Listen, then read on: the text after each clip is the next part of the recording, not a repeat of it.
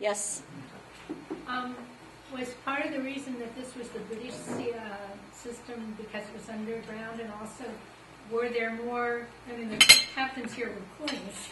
Was that the case across the Masabi, or was it unique to the Vermilion? I think it was unique to the Vermilion, but I'm not positive about that either. I suspect that there may be similarities on the Marquette and the Menominee. The Gogebic tended to be a little bit more radical. The Marquette and the Menominee tended to be a little bit more quiet, so I suspect the Marquette had a lot of carryover from the copper mining, and the Menominee as well. And then a lot of those Marquette miners came here to start the mines up here. And I think that's why it was transferred here, whereas the Masabi kind of started as a wildcat kind of operation. It was both underground and open pit on the Masabi. And actually, I just found out the underground mines on the Masabi lasted a lot longer than I thought they did. They lasted into World War II and a little bit beyond, which is really surprising to me. But yes, this became a much more Cornish-influenced system up here. Steve? Do you teach a class in this at Vermilion? I haven't been I've never taught a mining history class, but I have, to my shame, to my own personal shame, I taught industrialization in this country for almost 8 years without ever incorporating the Masabi in any large way, and that was partly influenced by the textbooks. And I slapped myself along the side of the head one day and said, "Stop it!" And so now I incorporate it into both my American history and Minnesota history classes extensively. And I've been teaching this through the Minnesota Humanities Center to teachers from across the country, and I'm currently, along with Peter Ratcliffe, who was in the 4th segment on labor history, he and I have an online Iron Range history class through the Minnesota History or Minnesota Humanities Center. Currently, it's asynchronous, so I don't have much to do with it, but I created the curriculum. I'm hoping they're going to make that available to the general public, and I'm going to encourage them to do that. Yes, sir? I was just going to point out a few things about the early history of radicalism on the Iron Range. I think that the Vermilion Range may loom a little bit larger than you might be aware. There was, I think, one of the most bitter strikes in the history of the whole Iron Range took place in Ely. That was in 1919. It was led by the WAVs, IWW, Industrial Workers of the World.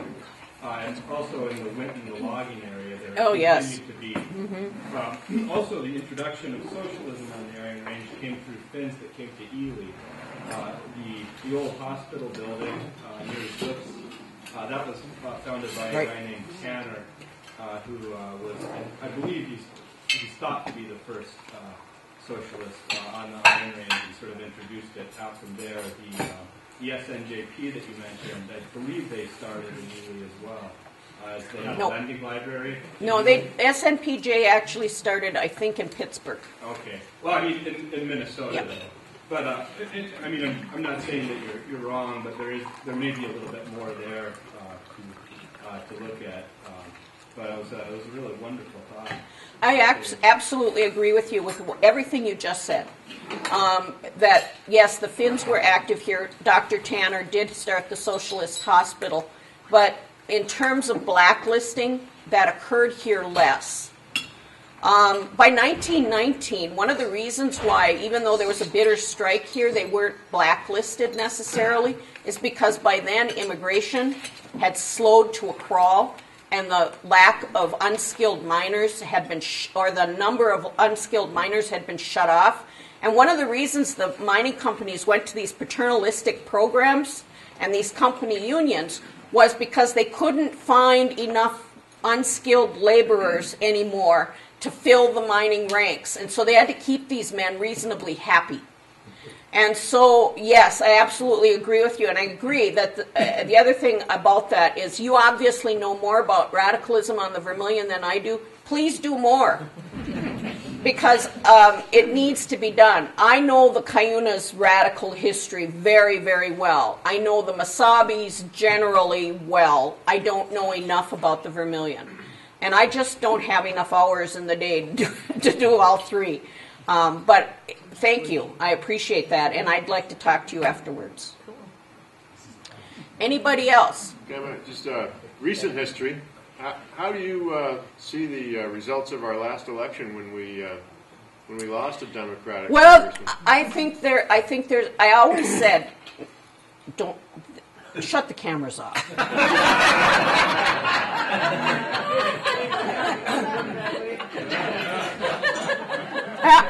I might have to modify this because it's going out over YouTube. I always said Jim Oberstar could never lose unless he did something horrible to his mother on the main street of Chisholm. You did? And I always said he couldn't lose. And in essence, that's exactly what happened.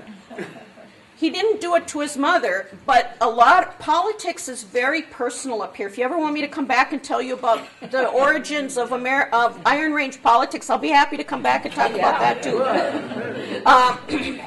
It has to do with the moralistic political culture that developed here out of the immigrant culture. And politics is personal here.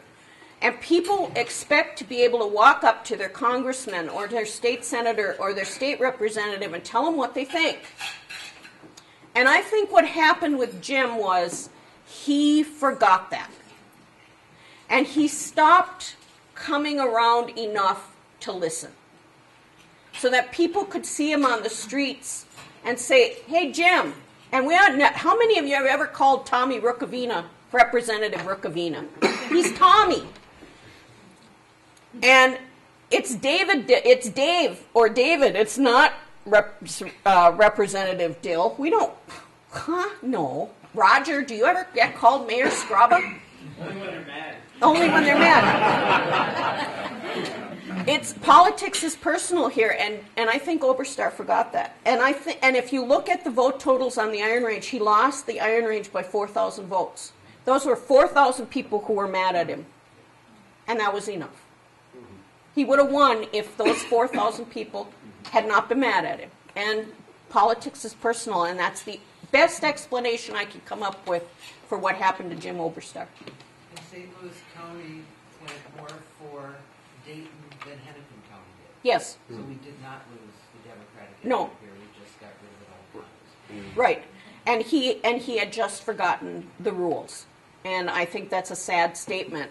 But it's also an object lesson to somebody who serves for a long time.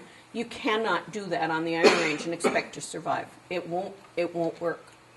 And he paid a steep price for it. And there goes my battery.